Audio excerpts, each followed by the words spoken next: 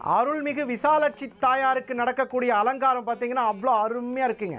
இந்த விசாலாட்சி தாயாரையும் விசாலாட்சி தாயார் உடனமர் அருள்மிகு திருவனந்தீஸ்வரர் இவரை தரிசனம் செய்யணும். இப்போ சில பேர் பார்த்தீங்கன்னா தங்களோட ஜாதகத்தில் பணம் கொடுக்கக்கூடாது. குரு வக்கரமானவங்க அடுத்தவங்களுக்கு பணம் கொடுக்கக்கூடாது. இதாங்க ரொம்ப முக்கியம். வக்ர கிரகங்களின் காரகத்துவங்களை கண்டிப்பாக ஏமாற்றப்படுகிறதுங்கிறது என்னுடைய அருமையான அனுபவ அறிவு. என்ன கேட்டிங்கன்னா, குருங்கிறது பணம். ஒருவர் ஜாதகத்தில் குரு வக்ரம், உங்களுக்கு புரிகிற மாதிரி சொல்லணுன்னா குருன்னு போட்டு அல்லது வியாழன்னு போட்டு ப்ராக்கெட்டில் ஆர் போட்டிருப்பாங்க இங்கிலீஷில், அல்லது வா போட்டிருப்பாங்க தமிழில் வக்ரம் அப்படின்னு சொல்லி. அப்படின்னா என்ன அர்த்தம்னா ரிவர்ஸ்னு அர்த்தம். இந்த ஜாதகத்தில் யாருக்கெல்லாம் குரு வக்ரமாக இருக்கிறதோ அவர்களெல்லாம் ஆருக்கு பணம் கொடுத்தாலும் திரும்பி வராதுங்க.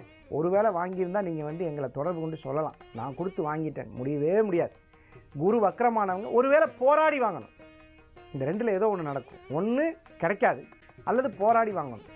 அவர்களெல்லாம் இந்த தட்சிணாமூர்த்திக்கு அபிஷேகம் செய்து மகிழ்ந்தால், அதாவது எப்பயாவது உங்களுக்கு வாய்ப்பு கிடைச்சது, சார் எங்களுக்கு ரொம்ப முக்கியமாக பொண்ணு கல்யாணத்துக்கு வச்சுருந்து இந்த பணத்தை தூக்கி வாங்கிட்டு போனால் தரவே இல்லை, இந்த மாதிரியான உங்களுக்கு பிரச்சனைகள் இருந்தால் அருள்மிகு திருவனந்தீஸ்வரர் திருத்தலத்தில் அமர்ந்திருக்கக்கூடிய அருள்மிகு குரு பகவானுக்கு அபிஷேகம் செய்து மகிழ்தல், அது குறிப்பாக வியாழக்கிழமையில் ரொம்ப ரொம்ப நல்லது. திருவனந்தீஸ்வரரில் எழுந்தருளி இருக்கக்கூடிய கோஷ்டத்தில் எழுந்தருளி இருக்கக்கூடிய, கோஷ்டம்னா என்னென்னா வேறு ஒன்றும் இல்லை, கர்ப்ப கிரகத்தை ஒட்டி இருக்கிற சுவத்திற்கு பேர் கோஷ்டம்னு பேர். கோஷ்டத்தில் இருக்கும் தட்சிணாமூர்த்தின்னு சொல்லுவாங்க. அந்த மாதிரி கோஷ்டத்தில் இருக்கும் தட்சிணாமூர்த்தியை வியாழக்கிழமையில் அபிஷேகம் செய்து மகிழ்ந்தால் அவர் மகிழ்வோடு குருவக்ர நிவர்த்தியை, கொடுத்த பணம் திரும்பி வரக்கூடிய ஒரு அற்புதமான திருத்தலத்தை இன்று பார்த்து கொண்டிருக்கிறோம்.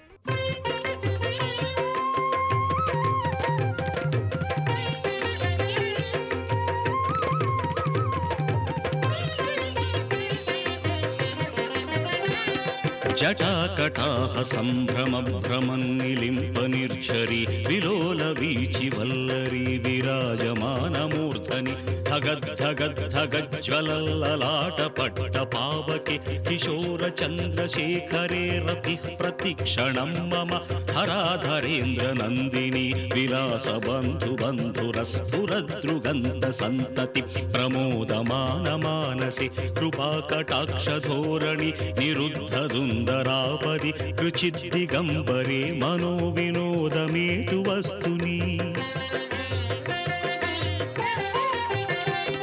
जटाभुजङ्गपिङ्गळस्फुरत्फणामणिप्रभा कदम्बकुङ्कुमद्रवप्रलिप्तदिग्वधूमुखे मदान्धसिन्धुरस्फुरत्वगुत्तरीयमेदुरे मनोविनोदमद्भुतं बिभर्तुभूतभर्तरि सहस्रलोचनप्रभृत्य शेषलेखशेखर प्रसूनधूलिधोरणि विधूसराङ्घ्रिपीठभुः भुजङ्गराजमालया विबद्धजाटजूटक श्रियै चिराय जायतां चकोरबन्धुशेखरः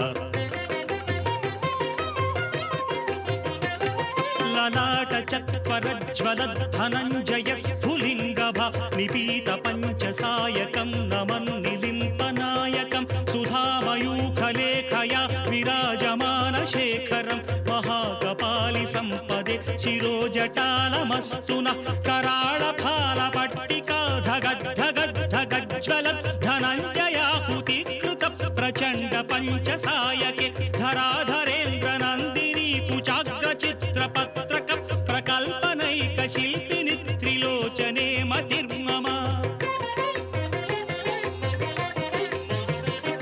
नवीनमेघमण्डली निरुद्धदुर्धरस्फुरत् कुहूनिशीधिनि तमः प्रबन्धबन्धकन्धर विलिम्पनिर्झरी धरस्तनोतु कृत्तिसिन्धुरः कलानिदानबन्धुरश्रियं जगद्धुरन्धरः प्रफुल्लनीलपङ्कज प्रपञ्चकालिमच्छटा विडम्बिकण्ठकन्धरा रुचिप्रबन्धकन्धरं स्मरच्छिदं पुरच्छिदं भवच्छिदं मखच्छिदं गजच्छिदान्धकच्छिदं तमन्तकच्छिदं भजे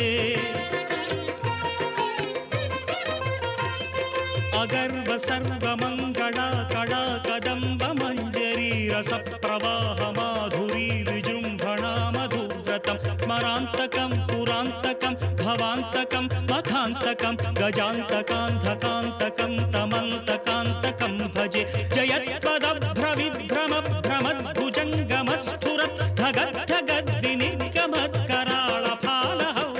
ஒரு சிறிய இடைவேளைக்கு பிறகு குரு வக்ர நிவர்த்தி செய்வதால் நம்மளுடைய வாழ்க்கையில் என்ன விதமான மாற்றங்கள் நிகழும் அது பற்றி பார்ப்போம்.